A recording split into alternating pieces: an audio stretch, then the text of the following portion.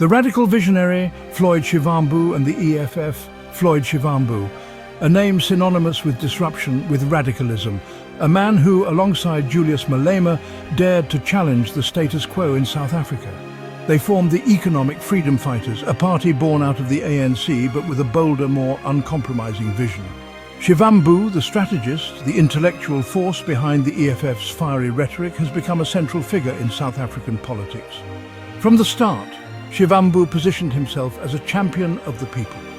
He understood the frustration, the anger of those who felt left behind by the promises of liberation.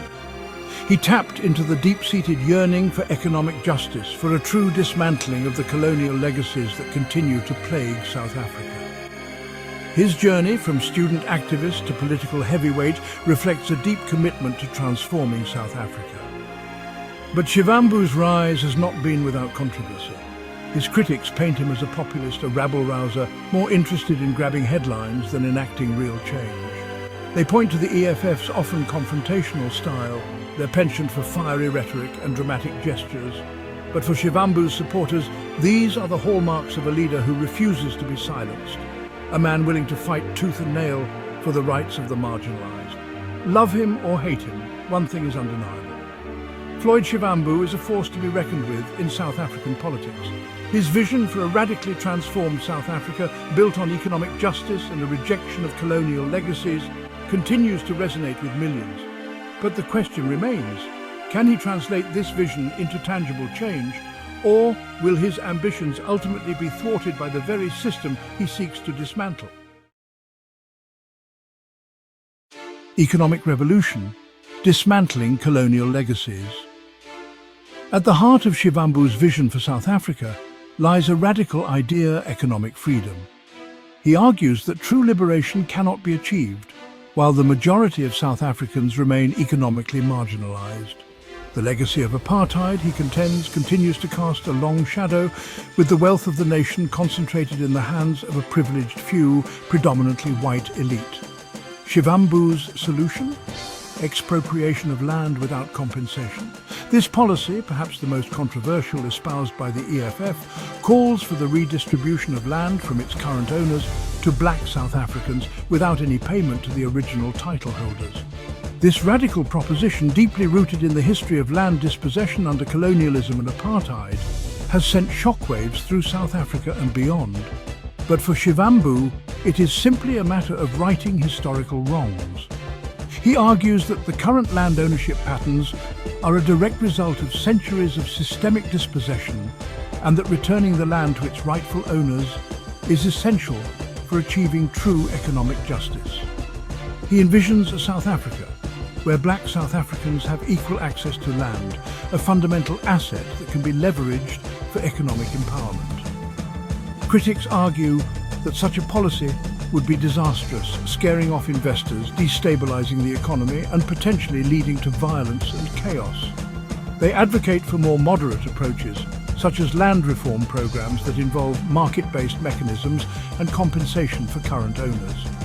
But Shivambu remains resolute, arguing that the time for half measures is over and that bold action is needed to address the deep economic inequalities that plague South Africa. Challenging the establishment, Zuma, Ramaphosa, and the fight against corruption.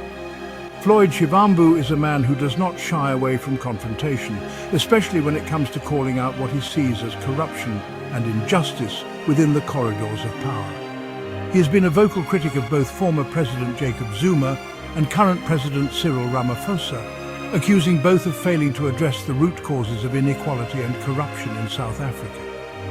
During Zuma's tenure, Shivambu was relentless in his condemnation of what he termed state capture, the systematic looting of state resources by private individuals and companies with close ties to the government. He accused Zuma and his allies of enriching themselves at the expense of ordinary South Africans, further exacerbating the country's economic woes. With Ramaphosa's rise to power, hopes for a clean break from the Zuma era were high. Initially, Shivambu seemed cautiously optimistic, acknowledging Ramaphosa's promises of reform and renewal. However, this optimism soon gave way to skepticism as Shivambu grew increasingly critical of what he saw as Ramaphosa's slow pace of change and his perceived reluctance to take on powerful vested interests within the ANC. Shivambu has accused Ramaphosa of being beholden to big business and of prioritizing the interests of the elite over the needs of the poor and marginalized. He has called for more radical action, including nationalization of key industries and a fundamental restructuring of the economy to address systemic inequality. While Floyd Shivambu is best known for his fiery rhetoric and his unflinching criticism of the South African establishment, his vision for the country extends beyond its borders. He is a staunch advocate for Pan-Africanism, the idea of a united Africa, free from Western influence and empowered to chart its own destiny. Shivambu sees South Africa as playing a pivotal role in this Pan-African project. He believes that the country's economic and political clout should be leveraged to promote unity and cooperation among African nations. He envisions a continent that can stand on its own 2 feet, free from dependence on former colonial powers and capable of harnessing its vast resources for the benefit of its people.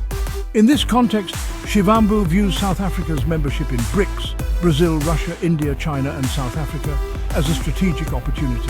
He sees the bloc as a counterweight to Western dominance in global affairs and a platform for promoting a more equitable and just international order.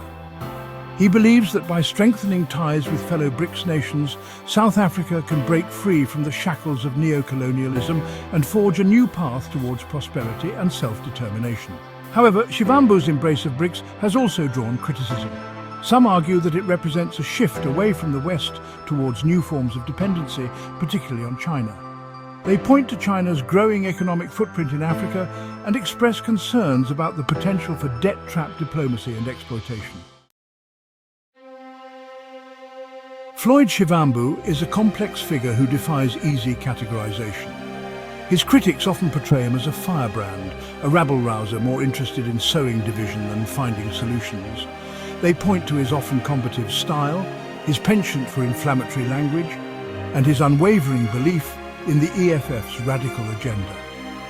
There's no denying that Shivambu's rhetoric can be divisive. His calls for expropriation of land without compensation and his harsh critiques of political opponents have alienated some moderate voices.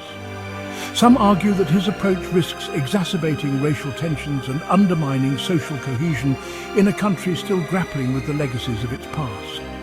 However, to dismiss Shivambu as merely a provocateur is to overlook the depth and nuance of his vision. He is a skilled orator and a shrewd political strategist, but he is also a deep thinker who draws inspiration from a wide range of sources, including Pan-Africanism, black consciousness, and liberation theology. At the heart of Shivambu's message is a deep-seated belief in the potential of South Africa to overcome its challenges and become a beacon of hope for the continent and the world. He envisions a country free from poverty, inequality and corruption, where all citizens have an equal opportunity to thrive. As South Africa grapples with a myriad of challenges, from persistent poverty and inequality to corruption scandals and political instability, the need for bold leadership and innovative solutions has never been greater. Floyd Shivambu, with his radical vision and unwavering commitment to economic justice, has emerged as a central figure in the national conversation about the country's future. Shivambu's critics argue that his policies are unrealistic and potentially dangerous. They warn that his calls for expropriation of land without compensation and nationalization of key industries would scare off investors, cripple the economy, and plunge the country into chaos. Yet Shivambu's supporters view him as a necessary disruptor, a voice for the voiceless who refuses to be silenced by the status quo. They believe that his unwavering commitment to economic justice, his Pan-Africanist vision, and his willingness to challenge the established order are exactly what South Africa needs to break free from the shackles of its past. Whether Shivambu's vision will ultimately prevail remains to be seen. But one thing is certain: his ideas, his passion, and his unwavering belief in the possibility of a better future continue to resonate deeply with millions of South Africans, particularly the youth. who yearn for a more just and equitable society. As the country navigates a path through uncertain times, Shivambu's voice, for better or worse, will undoubtedly continue to shape the national conversation and influence the direction of South Africa's future.